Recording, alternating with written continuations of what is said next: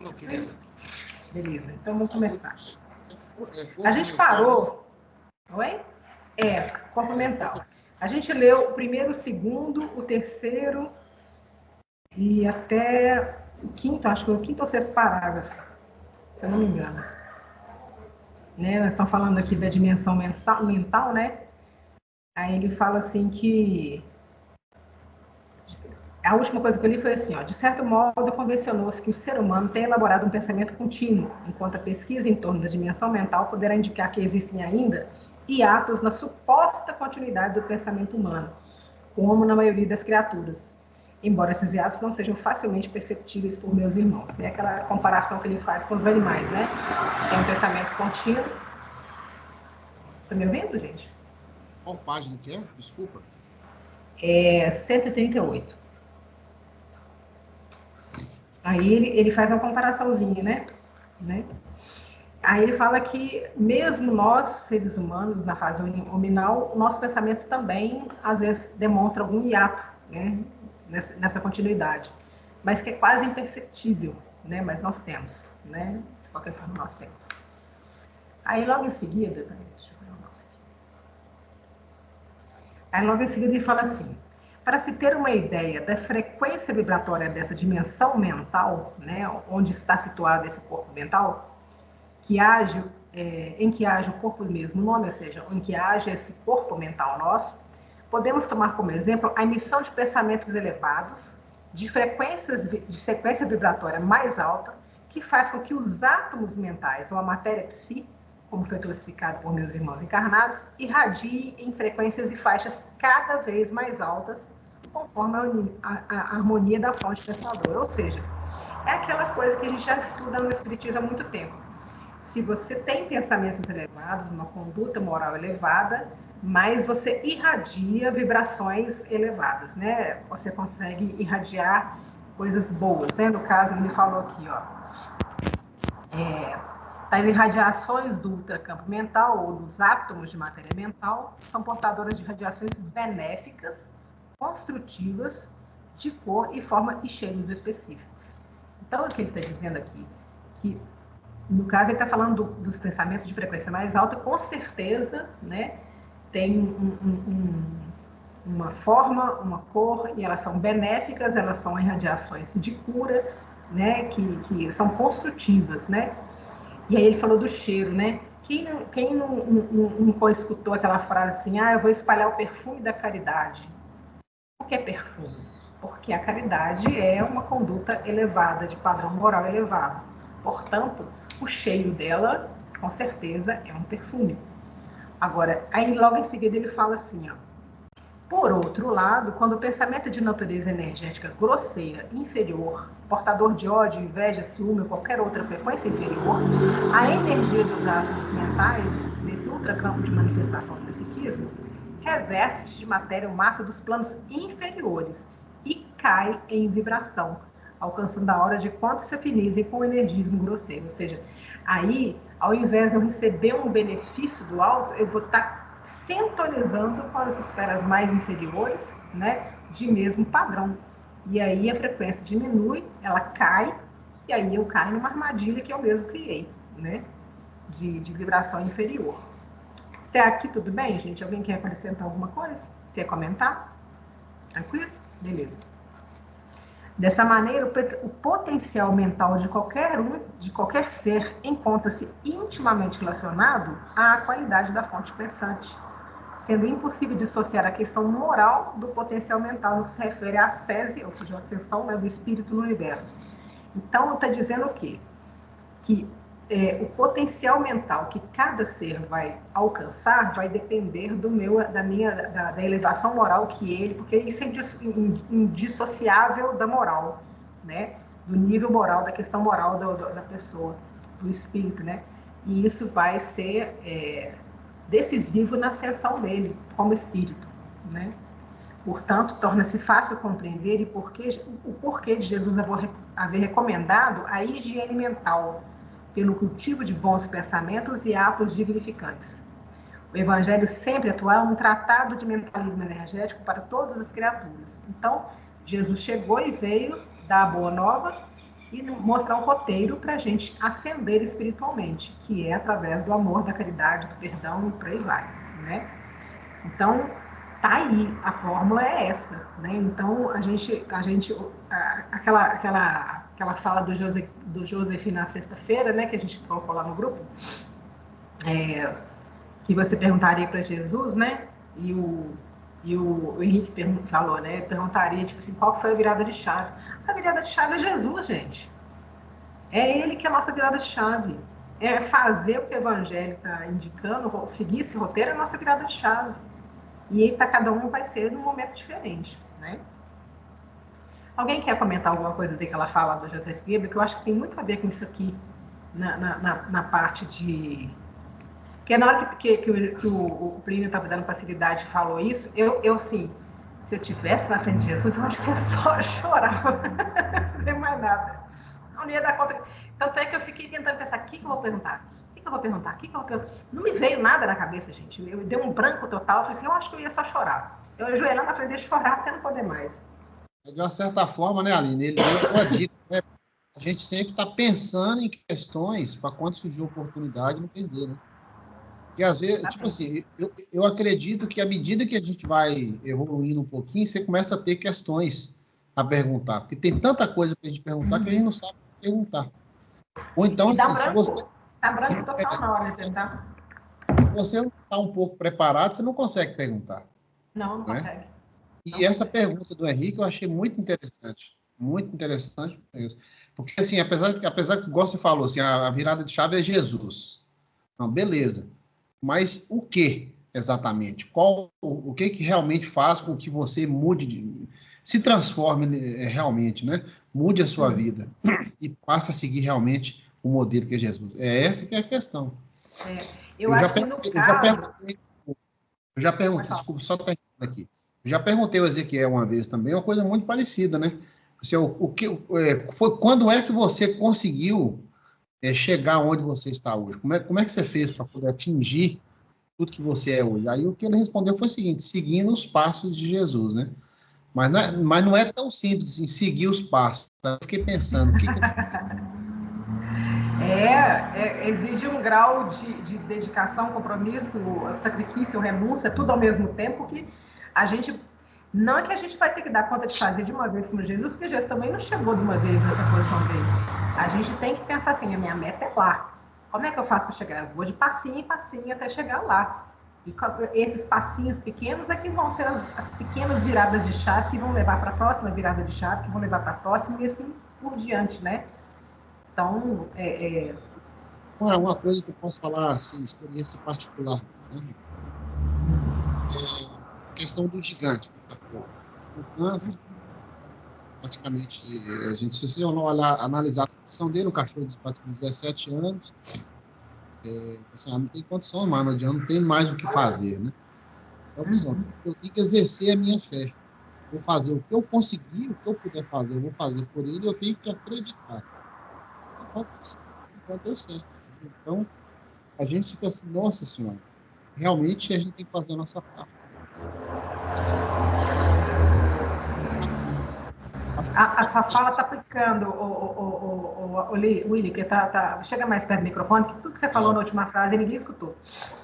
Não, eu falo assim, que o que falta para a gente realmente ter fé, né, e confiar em Deus, confiar. Antes do Marden, a Célia levantou a mão primeiro, depois o Marden. Mas eu queria só pontuar nisso que você falou. Eu assisti um filme outro dia, eu vou até passar depois o nome dele, de uma menina que estava doente, o pai era viúva, as duas crianças, e a menina mais nova tinha uma doença de fígado rara que precisava de um transplante. Ele estava assim, sem grana nenhuma, desesperado, sem esperança nenhuma. E aí uma mulher do nada uma cabeleireira resolveu ajudá-lo. Cara, essa mulher conseguiu fazer tanta coisa. E ela era uma simples cabeleireira. Ela conseguiu até 5 aviões para ficarem disponíveis para a menina na hora do transplante. Ela moveu mundos e fundos, ela acreditou que ela era capaz de fazer e foi fazer.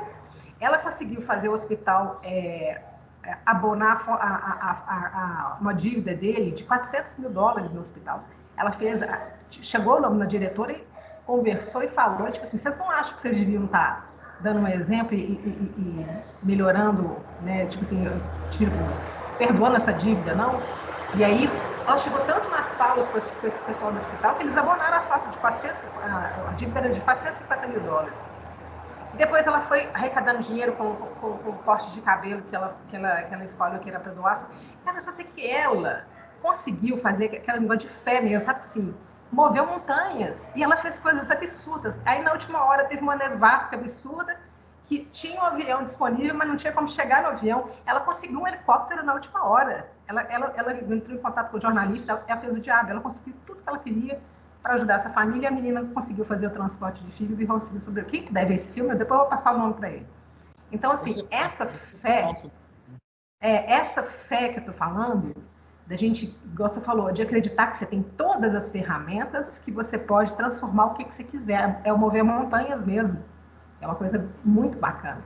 E isso porque nada impediu ela. E pra você ter uma ideia, ela era alcoólatra, ela vivia no ar, pra você ter uma ideia, a vida dela era no caos. E ela sim conseguiu.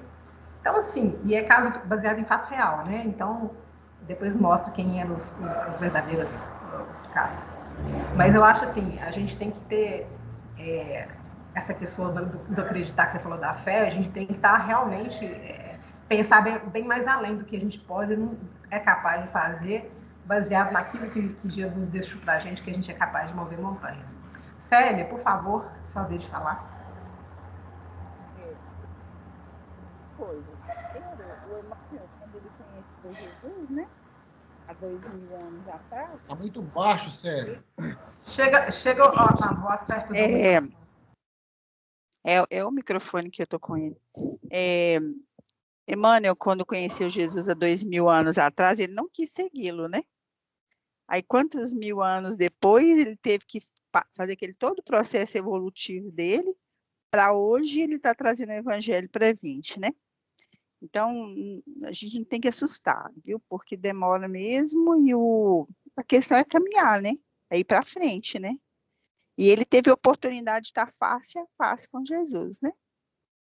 E ele não perguntou nada e não quis caminhar com ele, né? Mas, na verdade, nós todos estivemos lá com Jesus, né, Will? Que você lembra da sonho que você teve, né? Nós todos estávamos lá. Então, assim, a gente mesmo não escutou.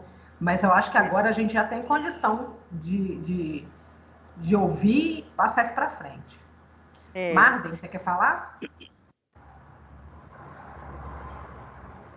Eu queria só dar um exemplo assim, de uma coisinha bastante simples que aconteceu comigo, essa questão dessas mudanças, né? É claro que não vamos conseguir fazer grandes mudanças, porque somos muito as mudanças que a gente tem que fazer no dia a dia e que ocorreu comigo, já citei isso inclusive na reunião mediúnica, é que quando eu comecei eu ficava muito preocupado, né? Eu sentia a presença do espírito, eu sentia as vibrações dos espíritos e não conseguia transmitir o que eles estavam querendo transmitir. E um dia eu perguntei a Ezequiel, falou, Ezequiel, eu sinto tudo ali e não consigo. Aí ele falou, é muito simples, esvazia o copo. Daí, você ficar pensando. Aí eu fiquei vários dias pensando, o que é esvaziar o copo? O que significa esse esvaziar o copo? Aí que eu percebi que era o quê? Esvaziar minha mente e deixar a coisa fluir. Isso eu não fazia, porque eu ficava querendo ouvir o Espírito falar comigo para me falar. Ou estava esperando que o Espírito incorporasse em mim e usasse a minha voz. E aí ele me deu um ensinamento, só que quantas pessoas entendem o esvaziar o copo, ou como isso se processa, né? Então, essas pequenas situações, né, das mudanças que a gente tem, que a gente estuda todo dia, em vários livros, nas reuniões mediúnicas, no culto no lar, etc. Essas pequenas mudanças que nós temos que fazer com a gente todo dia, pensar, raciocinar e conseguir realmente enxergar essas pequenas mudanças e colocar em prática. Verdade. Então, aí, ele nesse último parágrafo aí, ele fala, o Evangelho Ser Atual é um tratado de mentalismo energético para todas as criaturas. Então, ele é o roteiro, realmente, para todos os seres da criação, né? Se a gente quer ter uma virada de chave em algum momento, que isso vai acontecer, com certeza vai acontecer, essa virada de chave a gente tem que dar condição para ele. Não sei se vocês viram o Joseph Goebbels falando antes disso, ele falou assim de que é dignidade, o que é se mostrar digno, né? É exatamente isso. Se eu não galgar os primeiros degraus, os primeiros passos ali, nas pequenas mudanças, as grandes não vão acontecer, não. Porque a gente precisa delas como pré-requisito, né? Então, se eu quero mudanças grandes, eu tenho que começar com as pequenas. A gente vai devagar, mas a gente vai, né? Mas se a gente não se mostra, não faz o esforço, não corre atrás, as grandes não vão chegar nunca, não, né? Dignidade é humildade, né, Ali, que falou, né? Eu entendi dignidade no sentido, assim, de você se entender qual é o seu tamanho e saber o que fazer para se tornar digno. Entendeu? Quando você tem noção do seu tamanho, noção do que você... qual que é o seu estado, como diz, é um termômetro ali de saber qual que é a minha capacidade, qual estágio evolutivo que eu estou nele, para eu entender isso e falar assim, o que eu preciso, então, fazer para me tornar digno? Então, a humildade realmente é um pré-requisito aí, no caso, né? Então, continuando aí, mais alguém quer comentar alguma coisa? Tá tranquilo? Aqui vocês estão ainda com a mão levantadinha aí, você pode, se puder baixar a mão para a gente não confundir. Célia e Marta. Eu não sei baixar aqui, Oi? É porque eu não sei baixar ela aqui, até estou procurando aqui, não achei lugar. Né? Se você achar aí, depois você baixa a mão, tá bom? Mas se você quiser falar e ela estiver levantada, você me dá um toque. Aí ele fala assim, a dimensão onde a sua existência tem a sua existência, o corpo mental... A dimensão onde tem a sua existência, o corpo mental, está além dos limites espaço-temporais, ou mesmo daquilo que meus irmãos encarnados tão comumente descrevem, como sendo as 3 dimensões, ou seja, eu até coloquei isso aqui no papel aqui para ver se eu visualizava. Se a gente tem altura, largura e comprimento como 3 dimensões, né? Aí o corpo mental ele seria uma dimensão, seria uma 4ª dimensão, entendeu? Ela não seria física nesse sentido, né? Ou ela estaria entre uma coisa e outra do físico, né? Deixa eu até pegar aqui o papel que eu tinha marcado, peraí.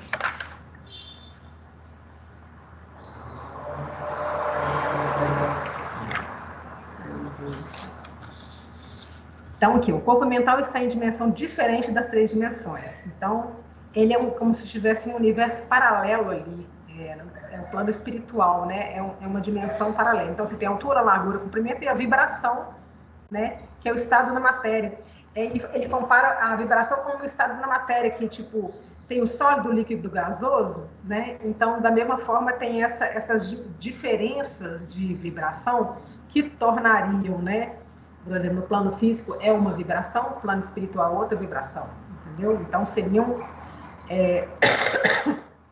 Eles estão interpretando entre uma coisa e outra, mas não é nem matéria física, nem né? Não está, vamos dizer, está um intermediário ali, né? O mundo físico e o espiritual se interpenetram. Com o corpo mental é possível ter acesso às impressões e memórias de todas as coisas e acontecimentos, que ele fala aqui, ó. Sensitivos de todas as épocas que puderam vislumbrar algo dos registros não sei como é que fala, acásicos, registro de acontecimentos forjados na própria luz, no éter cósmico, transpuseram os limites vibratórios das dimensões, ou seja, quem é sensitivo, que consegue chegar registrar essa vibração, né? Ele transpôs o limite ali da vibração das dimensões, né?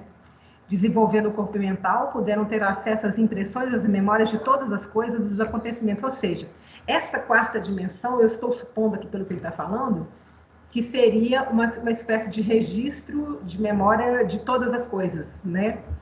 Nesse mecanismo estão baseadas as revelações proféticas de todas as épocas. Então, é como você fala assim, naquela faixa ali vibratória do corpo mental, né? Ali acontecem coisas fora das 3 dimensões e ali tem todo o registro de tudo que acontece, né? Então, que é o caso, eu acho que tem a ver com aquela coisa da psicometria. Não sei se vocês lembram desse capítulo da psicometria, né? Que você consegue... com um objeto, tocar no objeto, uma pessoa sensitiva. Ela toca no objeto, ela consegue acessar o registro de passado, presente, futuro, sei lá, de todas as energias que rolaram daquele objeto ali. Né? Então, é mais ou menos nesse sentido. Para a manifestação do espírito imortal, existem ainda outros corpos além do corpo ou dimensão mental, os quais já foram classificados por meus irmãos de outras escolas espiritualistas e filosóficas, que os denominaram de setenário, em sua totalidade. Então, eles falam 7 corpos, né? Tem vários, né? O corpo físico, o corpo espírito, o corpo mental, o corpo astral, o corpo etéreo, o duplo etérico, e por aí vai. Eu não sei todos de cor não, viu, gente? Mas a gente sabe do que já foi falado isso em outros estudos aqui. Sem dúvida merecem ser mais pesquisados por aqueles que querem estudar pormenorizadamente essas questões, evitando-se, no entanto, as complicações comuns de certos estudiosos. Ou seja, se você for por certas linhas espiritualistas, eles vão complicar demais. Então, assim, vão manter a coisa simples, né? Enquanto permanecem, meus irmãos, no estudo dos fenômenos que têm o perispírito como princípio básico de suas realizações, nós, os desencarnados de hemisfério, estamos estudando igualmente outros campos vibratórios, outras estruturas magnéticas em conjunto com a realidade do corpo espiritual, com vista a auxiliar meus irmãos. O que ele disse que eu entendi é o seguinte, que a gente, como está muito matéria ainda, né, a gente tem até dificuldade de entender o que é perispírito. E se a gente for tentar adentrar muito na questão de outros corpos, e provavelmente tem mais de 7, a gente só sabe 7, mas provavelmente tem mais, mas ainda não é matéria que a gente dá conta ainda de estudar profundamente, porque se eles que estão no plano espiritual ainda estão estudando isso, imagina a gente que está aqui ainda, né? Tranquilo, gente? Então, aqui, mesmo para nós, espíritos, permanecem ainda muitas incógnitas a serem decifradas através do estudo constante da ciência universal e muitos problemas a serem equacionados no grande laboratório do Grupo Cosmos. Ou seja, no nosso nível de aprendizado, a gente consegue ir até um certo ponto. Eles já estão, vamos supor, no plano espiritual mais superior, eles já conseguem alcançar outros níveis. Quer dizer, a gente ainda está no plano evolutivo ainda um pouco bem abaixo, né? Célia, pode falar. É o seguinte, eu li um capítulo que chama Técnicas da Mediunidade, que chama Plano Mental. Eu acho interessantíssimo a gente, quem tem um livro, dar uma lida, porque ele fala disso de uma forma mais fácil de entender. O que é esse corpo mental, como que ele joga, por exemplo, você tem o corpo mental, ele é que vai plasmar o perispírito, e o perispírito vai... Nós vamos chegar nesse ponto, aqui no livro tem essa fala, nós vamos chegar nessa fala ainda. Mas pode continuar. Entendi, mas que eu estou falando assim, que ele coloca nele até como que esse plano mental evolui nos reinos, né? Que cada reino você vai desenvolver uma forma, e ele fala, aí ele vem falando sobre ondas mentais, sobre a questão do pensamento, que é o capítulo lá do livro, é outro horário. Então, eu achei muito interessante linkar esse capítulo com o capítulo. Picotou a última fala, não entendi. Eu achei interessante a gente ver esse capítulo do Pastorino, que é Técnicas da Mediunidade, né? Ele fala, vamos terminar aqui o do Joseph, que é o Robson Pinheiro. Eu posso até tentar dar uma resumida e jogar no grupo, mas ele é muito interessante, o capítulo. Bacana. Depois, se você puder botar lá a parte que tem a ver com esse estudo, coloca lá no grupo pra gente. Então, vamos lá. Aí entra em perguntas e respostas, né? Porque é muito fácil falar corpo mental, fica muito abstrato sem entender o que é um corpo mental. Aí ele pergunta assim, se o corpo físico é uma cópia do corpo espiritual ou perispírito, então o corpo espiritual seria uma cópia do corpo mental, ou seja, numa escala, né? Então, o corpo físico é uma cópia do perispírito e o perispírito seria uma cópia do corpo mental. Aí ele fala assim, o perispírito é o divino modelo pelo qual é plasmado o corpo somático, ou seja, o corpo físico, que se ajusta à forma pré-existente. Então, a gente sabe daquele estudo do livro do Dicionário da Luz, a reencarnação de Segismundo, né? Que ele já tinha um projeto de reencarnatório com o corpo que ele ia ter, como é que o corpo ia ser, como é que se ele teve um problema de saúde relacionado a questões kármicas e por aí vai, né? Então, ele está falando aqui, ó. No entanto, o corpo mental se manifesta no plano em que se movimenta mais ou menos semelhante à forma ovoide, sem ser apreciável aos sentidos humanos como parecido com o corpo físico. Então, eu acho que ele diz assim, se a gente, pessoas que são médiums videntes, conseguem ver o perispírito, eu não tenho certeza, pela fala dele aqui, se mesmo sendo vidente, você conseguiria perceber o corpo mental, porque ele é um pouco mais sutil do que o corpo perispirítico. Foi isso que vocês entenderam também? Foi? É, né? Então, o corpo mental preside ao modelo diretor, que é o perispírito. Então, assim, antes do perispírito, o corpo mental ele que é anterior ao corpo perispirítico, né?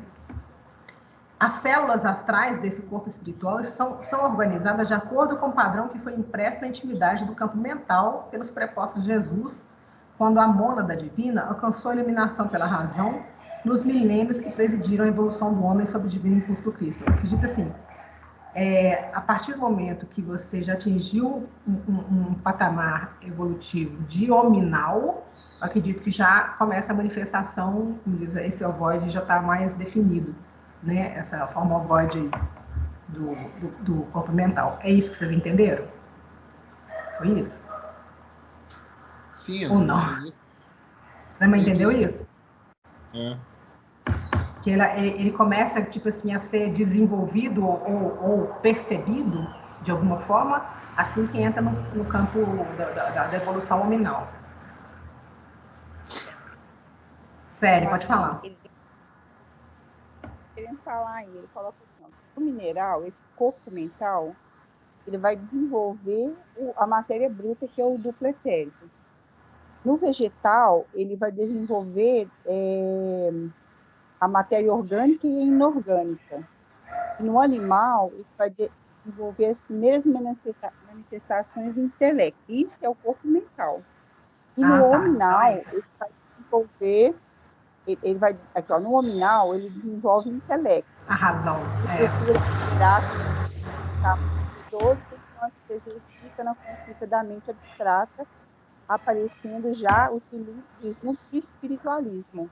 No superhominal, desenvolvimento da mente superior, que já domina todos os veículos anteriores, conquistando ao mesmo tempo um grau de espiritualidade mais avançado. Esse é o papel do corpo mental, que ele vai utilizando o corpo físico, né? Então é isso. Obrigada pela explicação. Aí na pergunta 2, o corpo mental possui órgãos? Aí ele fala, o corpo mental tem a forma ovoide e não possui órgãos, como o perispírito ou o corpo físico, sendo que ele é a fonte sublime de todo o energismo que orienta as manifestações no mundo da forma. O corpo mental existe e atua em dimensão diferente daquela que se expressam os outros corpos, considerados inferiores. Ele pertence ao mundo das causas e não à esfera onde se expressa a forma, ou seja, é uma coisa mais... É literalmente mental mesmo, né, gente? Se você me parar para pensar, é literalmente mental. Porque se a gente está falando de perispírito e corpo físico, a gente está falando de manifestação, matéria propriamente dita, né? Manifestação física de alguma coisa. Mesmo que o perispírito seja mais sutil, ele é uma manifestação de matéria, né? E aí ele está falando que não, que ele atua numa dimensão diferente, né? Então, ele é a forma orienta as manifestações do mundo sendo que ele é a fonte sublime de todo o energismo que orienta as manifestações. Então, ele é a fonte, mas ele não se expressa de maneira... Sério, você quer falar? Só a Célia está falando, ninguém está comentando mais nada. Ele coloca aqui, não, eu podia baixar a mão, mas eu estou tentando achar aqui no capítulo onde que ele coloca sobre isso. Ele fala daquela força centrípeta e centrífuga. Então, a corpo mental, a força centrífuga para dentro, ela vai formar a parte material. É o perispírito, Tá falhando, Célia. Célia, está horrível, custei a entrar hoje. E a outra força centrífuga, que é para fora, que vai fazer a parte espiritual. Então, você tem a molécula mental, que ela tem duas funções. Uma que é para formar a parte mental, a parte física, e a outra que coordena tudo. Aí eu fiquei pensando assim, gente, aí está a chave da cura, né?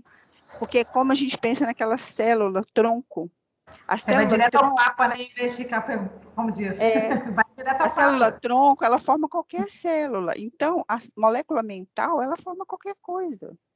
É. E aí ele fala que ela depende, ele fala assim, ó, ela depende da inteligência, da vontade e da atividade. Uhum. Isso aí. Tranquilo, gente? Então, vamos continuar aí. O corpo mental pode ser dissociado do perispírito, como este pode ser dissociado do corpo físico para efeito de estudo, ou seja, igual a gente está no sono físico, né? A gente sai do corpo físico, do perispírito, a gente sai, apesar de ficar ligado ao fio de prata, né?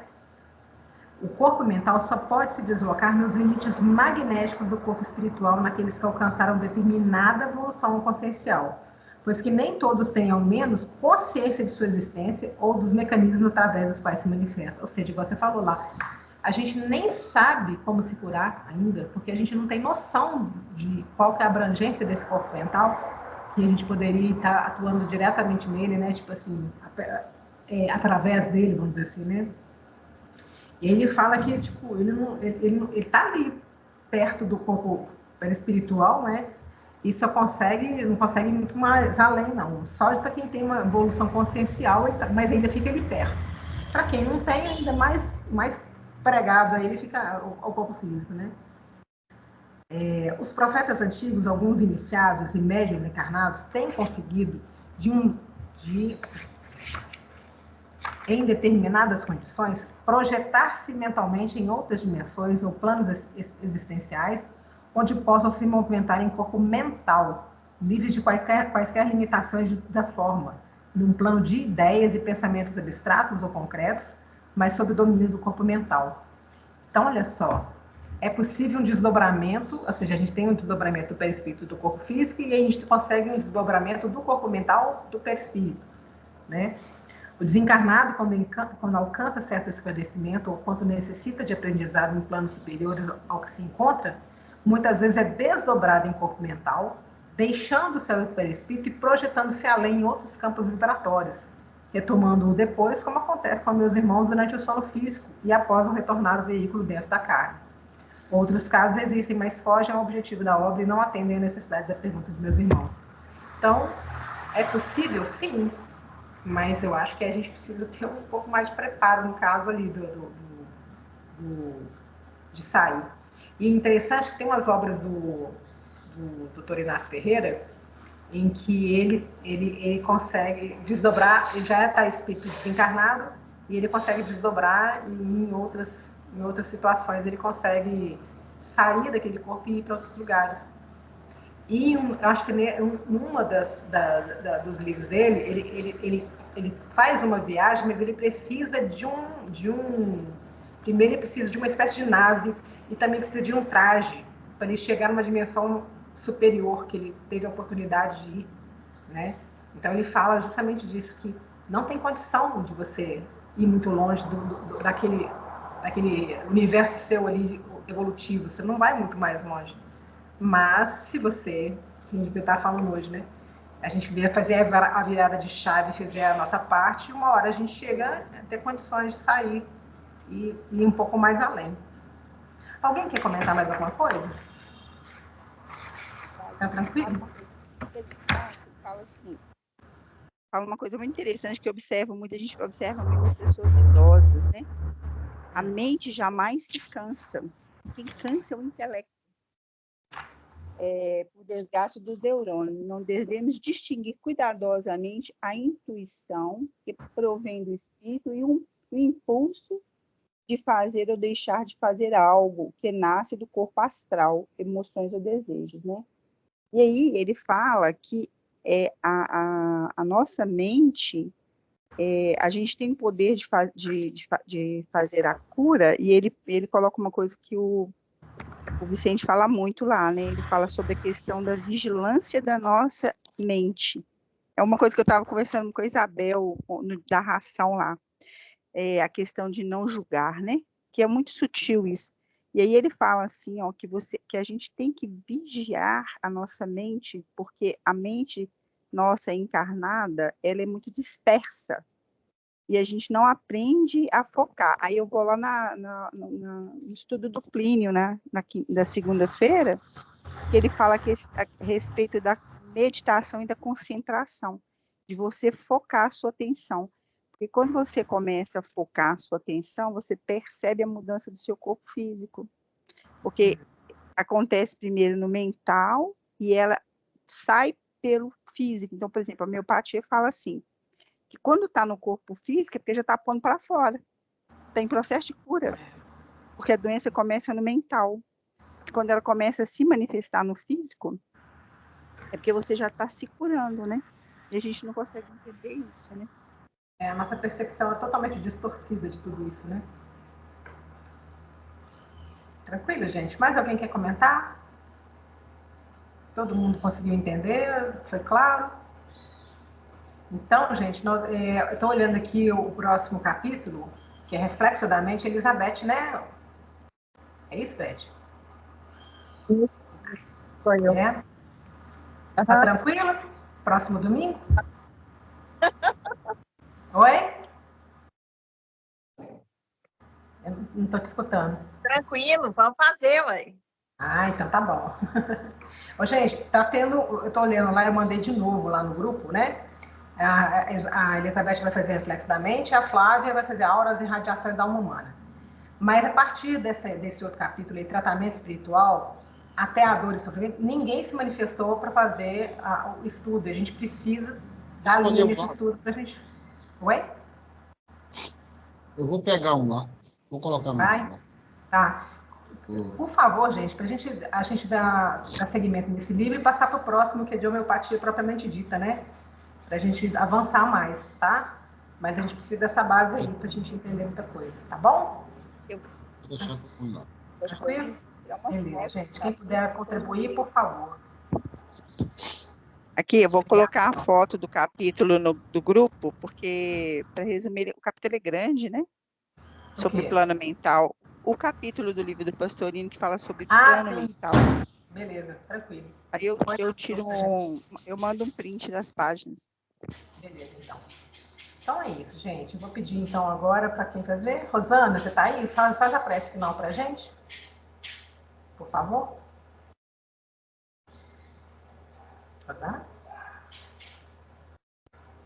Você tá aí?